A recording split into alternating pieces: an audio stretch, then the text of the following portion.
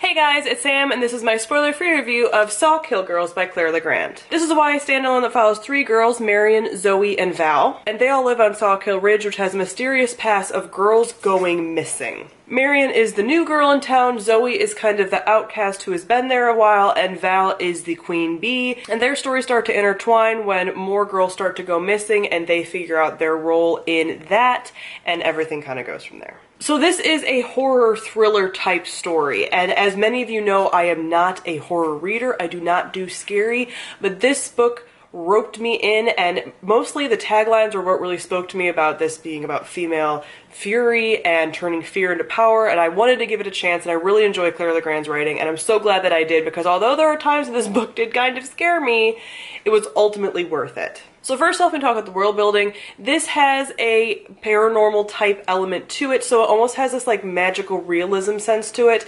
The world of Sawkill Ridge and the area of Sawkill Ridge is in itself kind of this magical sort of place. There's these kind of magical realism-esque type things to it, and the setting is kind of its own character. So almost in the vein of like Henrietta and the Raven Boys, this has a similar sort of feel to it in that the environment is also playing a part in what's going on. So it definitely gave this sort of eeriness to it. Again, there's this paranormal element, there's this like folklore element, there is this story that has been brewing over time of all of these women and girls that have gone missing over time, and what is this like dark force that's behind that, and you just kind of get a feeling that like, yes, this place is real. There's also this element that is very niche to me, not just to me, but there's this established rich culture on this island. Like, not everyone is rich, but there's this kind of like rich thing, and there's these well-bred horses that are around,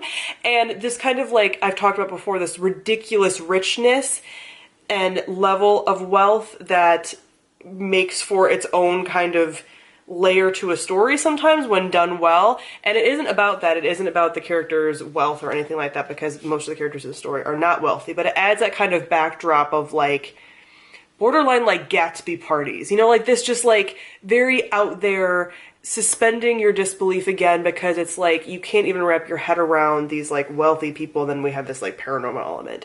It's done really well. Then we have the characters. We have these three girls who are so complex and multi-dimensional and so interesting, and the way that their lives weave together is so interesting because they start out so different. One is completely new to town, one has been there a while and just is very left out, and one is like the popular girl at school but also has a dark history. They all kind of have these things, these like traumas that they are overcoming, and it's so good. So this story is really about female friendship and female bonds, not even with friendship, and women in love with one another and their power of women and all of this wonderfulness mixed in. Also, two of the main characters are women who love other women, and one of the main characters is asexual. And these were little tidbits that I didn't think that I was going to get, but it's like an extra gift to me that like asexual was on the page. And like none of it was treated as anything like a plot twist or anything. It was great, and it was something unexpected, and I'm glad it was there. And lastly, we talk about the plot. Like I said, this is a horror thriller type story. As many of you know, I do have anxiety, and some of my triggers are around some of these scary things. Like, I just can't do scary stuff. I was able to power through this. I did have a mild panic, and thankfully I have medication and I was able to calm down. But if you are all bothered by horror, like, very much look into this. A lot of people have done reviews. This has been very popular.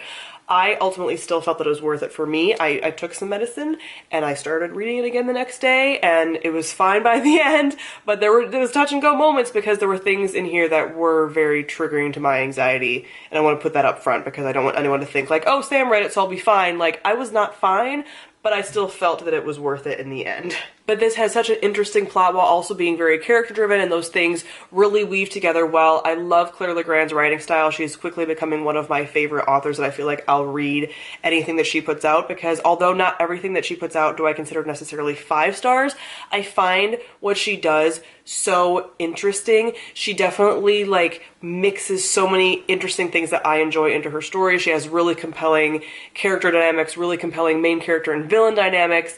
She just has atmospheres that are very alive and visceral feeling, and she just does so many cool things and she explores so many cool themes, and I just really am enjoying reading her books and seeing how she's evolving over time as I read more of her stuff. So I obviously highly enjoyed this, and I gave it 5 out of 5 stars. Now, I'm not actually going to do a gush on this because although I love it, I feel like I just can't. I mean, everything that I wanted to say I said in this review, and I almost want people to just like completely go into this like as blind as possible and not even have the possibility of watching my gush first and getting any spoilers, but just know that everything I said in here is probably what I would repeat in a gush, and I have a lot of feelings about how well this was done, and this is definitely one of my favorite books of this year. So comment down below and let me know what you thought of Sawkill Girls. Thank you all for watching, and I'll see all of you guys soon. Bye!